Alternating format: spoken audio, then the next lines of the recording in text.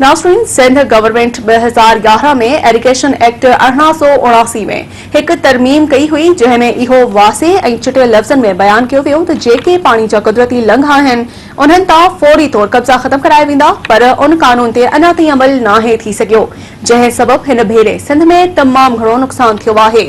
वधीक तफ़सील ॾिसूं था तालिब शर जी हिन रिपोर्ट में।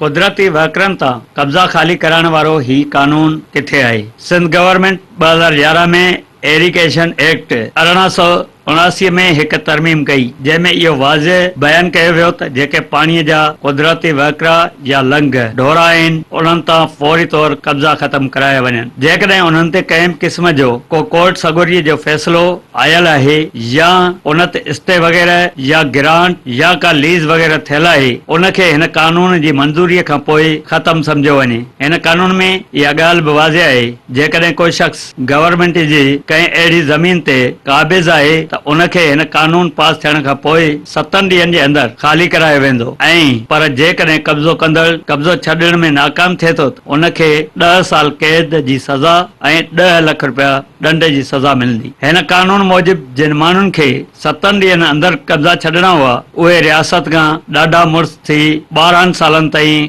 कब्ज़ा बरक़रार रखियो, ॿीणो ॿुॾंदड़नि खे दोॾा फाड़ियो पिया ॾिसनि त अव्हां केरु थींदा आहियो असांखां कब्ज़ा छॾाइण वारा। मिरपुखास खां शुरू थींदे ई जुॾे भरिसां गुज़रंदड़ ही आहे पुराण नदी। बरसाती ॿोॾियुनि जो पाणी खणी पंहिंजी ओज सां वही रही आहे, पर इंसाननि तरफ़ां संदसि वहकिरे में रुकावटूं विझण सबबि खेसि को बि घस न मिलण करे हू कई ॻोठ ऐं वसंदियूं ॿोड़ंदे वरी पंहिंजे असुल घस जी ॻोल्हा में सरगर्म आहे। पुराण खे समुंड में छोड़ कंदड़ संदसि असली वहकिरे बदिरां छोड़ करायो वियो आहे स्पाइनल ड्रेन में, पर हिन ड्रेन में एतिरी गुंजाइश न आहे जो इहा पुराण दरिया जे समूरे पाणी खे पंहिंजे अंदरि समोए सघे। उन करे इहो पाणी हिन वक़्तु मिरपुखास जे तहलके शुजाबाद, कोट गुलाम मोहम्मद, डिगड़ी ऐं जुॾे खे ॿोड़े थरपारकर जे तहलके कलोई ऐं बदीन जे तहलके टंडे बागे खे ॿोड़े रहियो आहे। उमरकोट खां बरसातुनि जो पाणी खणी गुज़रंदड़ ही आहे हाकड़ो दरिया, जेको पिणु बरसात जो पाणी खणी मुल्क ॿोड़ींदो अॻियां वधी रहियो आहे। सिंध जे हिननि ॿिन्ही क़दीम दरियाउनि जे विचां ठहियल आहे इहो LBOD जे स्पेनल ड्रेन, जेका हिन जी रस्ता रोक करे थी।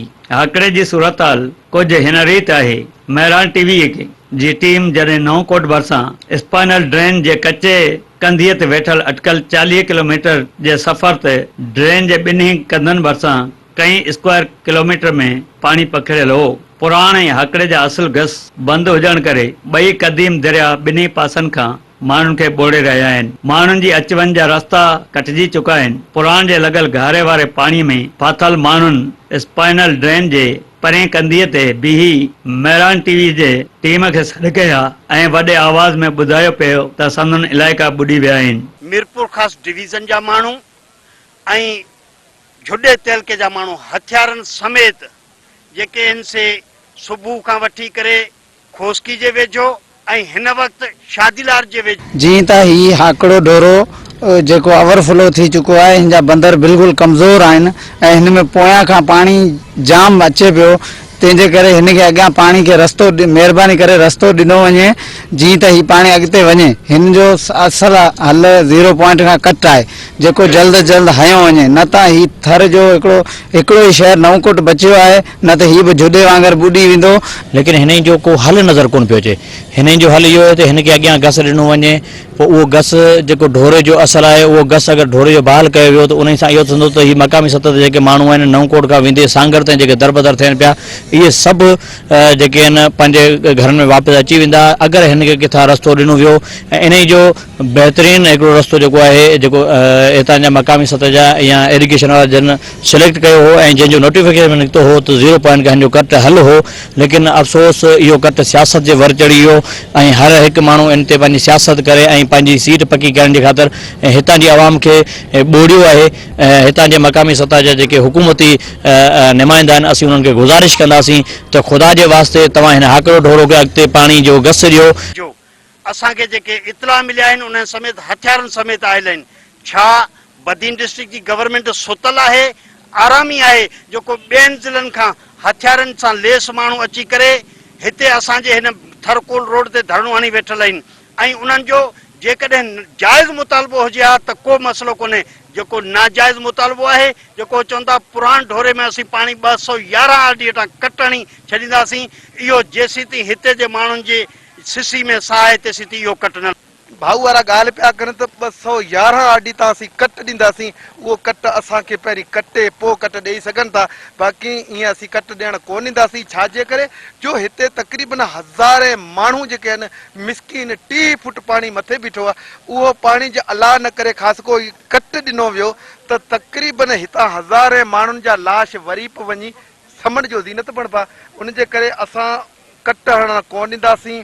छाप थी पए जे असांखे मारे इन सिम RD उनमें LBOD में उछले उन खां पोइ जे कट हणनि त हणी सघनि था। कुछ ॻोठाणा त अहिड़ा बि मिलिया जिन ॿुधायो त पहिरें हकड़े संदन ॻोठ खे ॿोड़ियो हो, जॾहिं स्पाइनल ड्रेन खे क्रॉस करे परे पासे विया त उते वरी खेनि पुराण जे पाणी ॿोड़े छॾियो। खुलियल आसमान हेठि वेठल हुजण करे हिकु भेरो ॿीहर पियल बरसात संदन अहंजनि में इज़ाफ़ो कयो। उन करे हू पंहिंजनि बचड़नि खे खणी साॻे ई ॿुॾल ॻोठ जे कंहिं मथां कंधीअ ते सिर बचाइण लाइ वञी रहिया आहिनि। हिननि इलाइक़नि जा माण्हू ॿुधाइनि था त जेसि ताईं हकड़े ऐं पुराण जा कुदरती वकरा बहाल हुआ त संदन इलाइक़े अंदरि ॿोॾ न ईंदी हुई, पर जॾहिं खां ॿिन्ही दरियानि जे रस्तनि खे स्पाइनल ड्रेन ज़रिए रस्ता रोक कई वई त ॿोॾूं अचणु शुरू थियूं ऐं संदन मुक़दर बणिजी वयूं। उन करे हिननि इलाइक़नि में आम तासिर इहो आहे त 0 पॉइंट सॾजंदड़ ॻोठ भरिसां स्पाइनल ड्रेन जे RD 211 वटां कट ॾेई पाणीअ खे पुराण ऐं हकड़े जे गॾियल कुदरती वकरे वसीले इंडस डेल्टा में छोड़ कयो वञे। उन ॾिस में इरिगेशन खातो अहिड़ो लेटर सिफारिश लाइ पिणु लिखी चुको आहे, पर ड्रेन जा बंद टुटण जे सूरतहाल पैदा थियण जे बावजूद हिननि इलाइक़नि मां माण्हुनि खे महफ़ूज़ हंधनि ॾांहुं मुंतक़िल नाहे कयो वियो। बरसात जे हिन पाणीअ खे कढण बाबति PPMPA मीर तारिक पंहिंजे बेवसी ज़ाहिर करे थो। जेके इलीगल माण्हू वेठा आहिनि अव्हांखे उन्हनि जो त ख़्यालु आहे, पर जेके माण्हू वीचारा पंहिंजूं ज़मीनूं छॾे पंहिंजो घर छॾे जेके दरबदर थिया पिया आहिनि, जेके 5, 7, 8 फुटनि जे पाणी में पिया आहिनि, या जेके रोडनि ते साइडनि ते वीचारा मिसकिन माण्हू मरनि पिया, उन्हनि जो तव्हांखे अहसासु कोन्हे। तव्हांखे सिर्फ़ु 5-10 हज़ार माण्हुनि जो अहसासु आहे जेके गैर क़ानूनी पुराण जे पेट में वेठा आहिनि या पुराण जी ज़मीन ते कब्ज़ो कयो वेठा आहिनि। इहो मुंहिंजो वाज़े मुक़िफ़ हो। मुंहिंजो असीं कट खां सवाइ ॿी कंहिं बि ॻाल्हि ते एग्री कोन थींदासीं। असांखे कट लॻाइजो, पर उन ते इंजीनियर साहिबान जेको इरिगेशन वारा हुआ उन ॻाल्हि ते एग्री कोन थिया। लेटर बि उन्हनि पाण कढियो 24 तारीख़ वारो, हाणे उन लेटर सां बि पाण मुकरी विया आहिनि ऐं हाणे उन जा कई जेके एक्सक्यूज़ कई जवाब ॾियनि पिया, पर आउं कंहिं जवाब मां हुननि मां मुतमिन कोन थियुसि। ऐं मीटिंग मां बाइकाट करे ॿाहिरि हलियो आयुसि। ऐं बहितर आहे माण्हू जेकॾहिं इहे रोडनि ते सिसकी मरनि, तंहिंखां पोइ वञी पंहिंजे हक़ला जहिड़ो कनि न। रोडनि ते छो था मरनि? हुनजा ॿार बच्चा जेको आहे हज़ारे लाखे मच्छर पिया हलनि, मिसकिननि खे जेको आहे न सही हुननि जी प्रॉपर केयर थी थिए। ऐं हुनखे अपील कंदुसि त हलनि उते हली 0 पॉइंट ते कटणनि जे न, इहो 6 महीना पाणी बीठो हूंदो। इहे माण्हू भले पिया सिसकी आस्ते आस्ते पंहिंजी ज़िंदगी विञाईंदा ऐं मरदा वीचारा। बसि हल इहो ई आहे, ॿियो कुझु कोन्हे। हिन इलाइक़नि जे माण्हुनि जो इहो बि ख़्यालु आहे त सिंध हाणे वधीक ॿोॾुनि जा नुक़सान बर्दाश्त नथी करे सघे। उन करे पाणीअ जा समूरा कुदरती वकरा बहाल कया वञनि। कैमरामैन असद चाकीअ सां गॾु तालिब शर, मेहरान TV, मीरपुर।